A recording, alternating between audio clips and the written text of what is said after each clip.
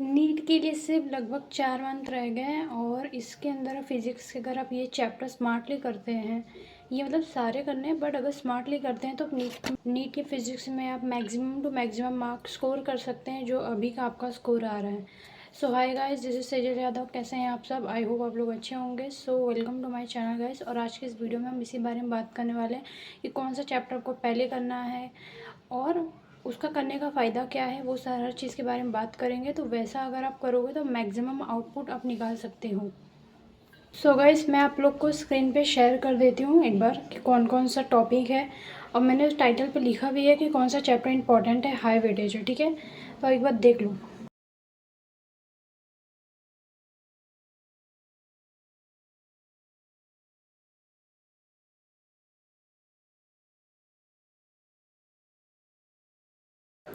तो यार आपने अब देख लिया होगा, तो जो फर्स्ट स्लाइड है ना यार, जो आपको फर्स्ट स्क्रीन पे देखी, पहला पेज जो आपको दिखा, वो ऐसा है कि वो हाई वेटेज है और इजी चैप्टर है, जिसके अंदर आपको मॉडर्न फिजिक्स आता है, यूनिट डायमेंशन आता है, सेमी कंडक्टर वाला पार्ट आता है।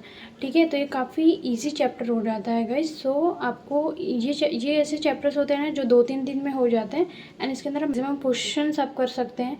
एंड इससे ये होता है कि पेपर में इसका मैक्सिमम वेटेज होता है। तो ये चैप्टर करना इज़ लाइक कि सबसे पहले आपको करना है। ठीक है, दूसरा जो है वो ग्रेविटेशन और इलेक्ट्रोस्टैटिक है। ग्रेविटेशन इलेक्ट्रोस्टैटिक मेरा ऐसा सजेशन है कि एक साथ आपको पढ़ना चाहिए, बिकॉज की कंटेंट सेम होता है ऑलमोस्ट। उसके अंदर जस्ट आप मास के बारे में पढ़ते हैं, इसके अंदर आप चार्ज के बारे में पढ़ते हैं, बाकी फार्मूले में वही एम और क्यू का ही जस्ट गाइस डिफरेंस होता है। तो वो अगर चैप्टर आप दोनों एक साथ पढ़ेंगे तो आपको इजी भी होगा, चैप्टर भी जल्दी आपका कवर अप हो जाएगा, एंड आपसे क्वेश्चंस भी अच्छे से बन जाएंगे।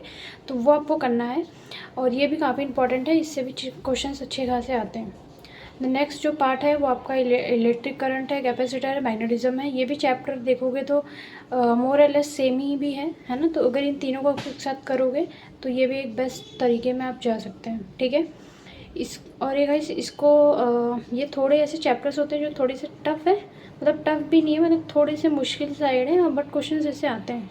ठीक है, देन यार आपका जो वेव्स है, एसएचएम है। ठीक है, एंड उसके बाद आपका वेव ऑप्टिक है। इनसे भी अगर देखोगे तो कुछ कुछ टॉपिक है हो गया, वो शायद सिमिलर है। ठीक है, तो अगर तीनों को आप एक साथ पढ़ोगे तो आपके लिए ये भी बहुत अच्छा हो जाएगा। तो फिर आपको ये करना है। एंड देन उसके बाद ईएमआई हो गया, ईएम वेव हो गया, और आपका एसी हो गया। ये इसमें भी यार मतलब टाइप ऑफ बस क्वेश्चंस होते हैं, वो टाइप ऑफ क्वेश्चन को अगर आप एक बार पता कर लेते हो कौन सा है, एंड आप जस्ट इम्प्लीमेंट कर लो, क्वेश्चन प्रैक्टिस कर लो, आपका चैप्टर भी हो जाता है। काफ़ी इजी चैप्टर्स है ये सब तीनों, है ना। इसके अलावा गाइस आपका जो है थर्मल फिजिक्स है। थर्मल फिजिक्स थोड़ा सा टफ है ना, मतलब चैप्टर भी बहुत सारे हैं, लंबे चैप्टर्स हैं, थोड़ा टफ है। केटीजी वेटीजी थोड़ा सा इजी भी है, बट जैसे थर्मोडाइनमिक्स हो गया थोड़ा टफर साइड पे है ना। तो ये जो चैप्टर्स है ना, इसको आपको लास्ट में ये सारे चैप्टर्स करने हैं आपको।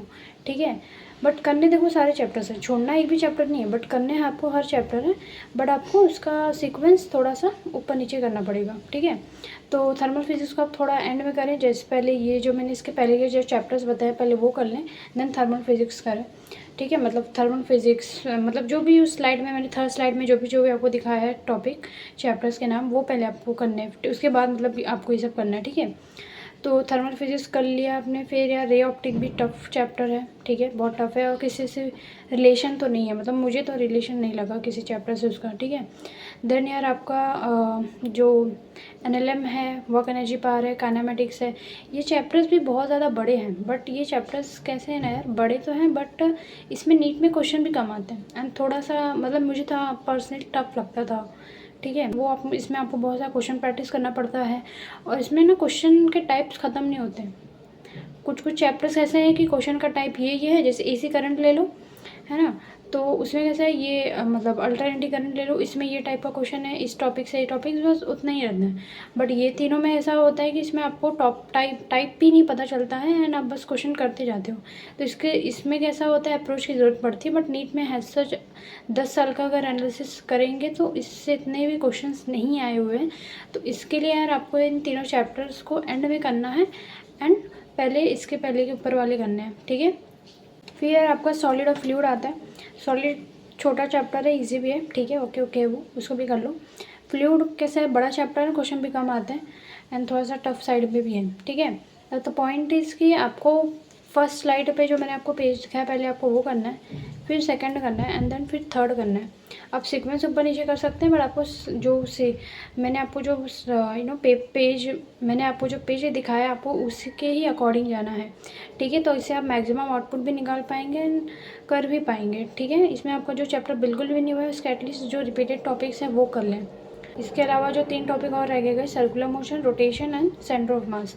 ये भी थोड़े यार मतलब बहुत ही टफ नहीं है, बट ओके है, कर सकते हैं आप। इसमें जो रोटेशन मोशन है बहुत लोग को वो हार्ड लगता है, तो रोटेशन मोशन एक्चुअली इजी है, मतलब मुझे पर्सनली इजी लगता था, है ना। मतलब इतना भी टफ नहीं यार, तो आप कर सकते हो डेफिनेटली, तो वो आप कर लें। पॉइंट ना बहुत सिंपल सा है कि अगर आप वो सीक्वेंस के हिसाब से जो मैंने आपको दिया है आप करेंगे ना, तो उससे आप मैक्सिमम आउटपुट आप निकाल पाएंगे। एंड यार कोई भी ना चैप्टर छोड़ना नहीं है गाइस। जैसे बहुत लोग का सजेशन ये रहता है कि रे ऑप्टिक छोड़ दें, ये चैप्टर छोड़ दें। अब देखो, रे ऑप्टिक अगर छोड़ोगे, नीट 26 में लेट्स से यार कि रे ऑप्टिक से नहीं टफ वाले टॉपिक से क्वेश्चन पूछा, कोई इजी टॉपिक से एक क्वेश्चन पूछ लिया, तो आपको बहुत ज़्यादा रिग्रेट होगा। इसलिए ना तो कोई टॉपिक को ना कोई चैप्टर को छोड़ना है ना। आप नीट लेवल तक कर लें यार, इतना करना है बस आपको, बट चैप्टर कोई भी नहीं छोड़ना है, ठीक है। और जो सीक्वेंस मैंने बताया उस हिसाब से अगर आप जाएंगे ना, तो डेफिनेटली आप इजीली अच्छा स्कोर कर सकते हैं फिज़िक्स में। तो अगर आप अभी भी यार लगभग 4 मंथ है, अगर आप इसी सीक्वेंस में जाएंगे ना, तो आप मैक्सिमम इसके अंदर अपना मार्क्स स्कोर कर सकते हैं। तो फिज़िक्स अगर अप्रोच कर रहे हो ना यार, तो इसी तरह से करो। एंड इसको मैंने एनालाइज करके आपको दिया है गाइस, ठीक है ना, कि टॉपिक का मतलब चैप्टर का कौन कौन सा पहले आपको करना चाहिए, कितना वेटेज है, एंड 25 का भी एनालिसिस इसके हिसाब से मैंने इंक्लूड करके दिया है, ठीक है। तो प्लीज़ इसके अकॉर्डिंग करें, आपको बहुत ज़्यादा हेल्प मिलेगा।